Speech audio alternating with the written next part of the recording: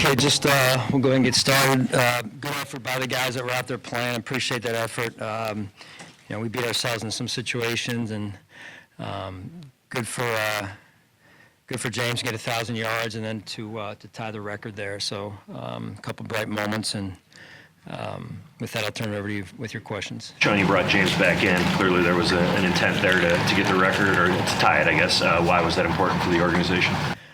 Well, I mean, number one, you're trying to make sure you're protecting him as much as we can, and we're smart with it. So we got inside. I think there's a 3. Mitch got inside the 1, 2, or 3 yard line, whatever it was, and we put James in there. He's worked all year. The offense has worked all year, and the O-line in particular, and James. And so get a chance to get it on a short run. It was good to see. There were other examples of that. Vaughn had a sack early. Yeah. Martin's punt. How much of that is building the culture here, knowing, being aware of those things, and trying your best within reason to reward players? Yeah, I think it's a fine line, right? A delicate balance. You want to know, right? You want to be aware, and it's hard because you're trying to put the health of the player and the team first, and so, but you're this close to a milestone, and in this case with James or some of the other guys as well. Joe Andreessen got the start. Yep. He was out there a lot. I think he led the team in tackles.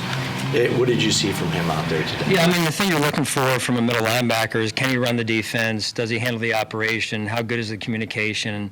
And I'm sure, Joe wants some plays back, but when you have that type of production from a middle linebacker, that's what you're looking for. And then the operation and the communication, I thought was pretty darn good, especially with some new players out there with him. On health-wise, I know you don't have a lot of information usually, but does it feel like you got out of this game the way you hoped to? Yeah, I'll knock on wood, because sometimes things show up the next day. Yeah, I mean, I feel like it.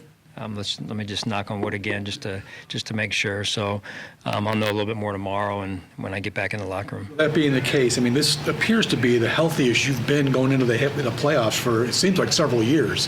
How rewarding is that to get to that point with your full team? Yeah, it's good. No, you want to be as healthy as you can be going into the playoffs, and as strong as you can be. You went the whole game with Lamar, or at least very close to it. Was that intentional? It was. I mean, he's been out. He missed 3 weeks there, and I'm just trying to get him back going and get him back on with T-Rap and that communication. And you talk about the health Sal did in terms of, if you drop a guy back in there, in a playoff game, he hasn't been out there in several weeks, and what does that look like? Can he actually function? So it was good for us to take a look at DeMar, Curtis Samuel as well, and for them to get that out there too and get that confidence of, hey, this is what it's like again, game speed, and get into a rhythm here. To have Sam kick that punt in the first half that went inside the 20 and got him that incentive, you could have kicked the field goal there, and there was quite a reaction from Sam too when that went there. Like, that was that after half? Was that the one after half? Yeah. Oh, sorry. Yeah, I mean, it was. I feel good for Sam. That was. You'd like to be able to kick a field goal there. We felt like it was outside of T-Bass's line at that point, just because of the felt better about going in the other direction. But yeah, so Sam, good for him. That's important now when you can create field position like that, and so happy for Sam. How about Jamarcus's effort on that play to keep it from going into the end zone? Great effort. Jamarcus is, he's just a great guy to have on the team and in the program, and any role that he's asked to do and embrace, he does, and gives great effort with it. How did you think Mitch did? I mean, he's one play away all the time for you. How did you think he played? Well, I thought it was important both for Mitch and for Mike to get a little bit of run as well, and both honestly probably threw the ball a little bit more than we had originally planned for it. Some of those were because of the third downs, and then the couple 2-minute drives at the end here for us on offense with Mike. But it's good for those two to get out there, and I thought that they both did some good things. Sean, when you have a game like this where a lot of starters watching on the sideline, how do you kind of upshift, if you will, moving into the playoffs, and what's your message to the team? That's a loaded question. That's a lot in that question. We got to take it one game at a time, right? Everything is earned, and there's nothing given in the playoffs, and you're going against the best every week. So we start with 1 week and really one day at a time as we get back in here and find out when we play and take it one day at a time. Understanding you're taking it one day at a time, as you enter the postseason, I guess what would you consider a success during the playoffs this year? Well, I think the ultimate goal every year is to win the Super Bowl.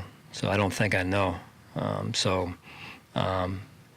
We're taking it one day at a time. That's when I've been to the Super Bowl and I've been there twice. That's how you got to do it. That's how you got to. Hey, one day at a time. Work your tails off to prepare.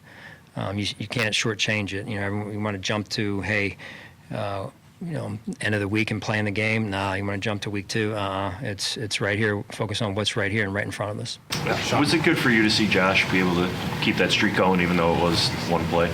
Yeah, again, just. You mentioned it was important to him. Yeah, it was, and for all the right reasons, right? It's not just you guys know Josh. It's not about, hey, well, I want to keep this streak going just because it's important to him that he's out there with his teammates, and so being able to follow through on that, albeit a handoff, it was the right thing to do. Sean, you guys became the first team in NFL history with 30 passing and 30 rushing touchdowns in one season. How does that just speak to the balance you guys have been able to have on offense this year, the way Joe has handled calling the offense? Yeah, I mean, we talk a lot about being a two-dimensional threat, two-dimensional offense, and that's important. Controlling the line of scrimmage is a big piece of that, and then Josh's ability to do some things and extend plays, that certainly factors in as well. So good balance overall is always good. We talked about some guys getting some incentives. Vaughn was another one of those guys. He was pretty quick off the snap there. Yeah. How happy, everything that he's gone through, how happy were you to kind of see him get that? Well, it was great, and in particular, it was great because it was the first third down and the third play of the game, so it made it a lot easier on me, even though we left him out there just for a little bit more of a check and see. It was good to get him out there and then get him out and hopefully get him fresh for next week here.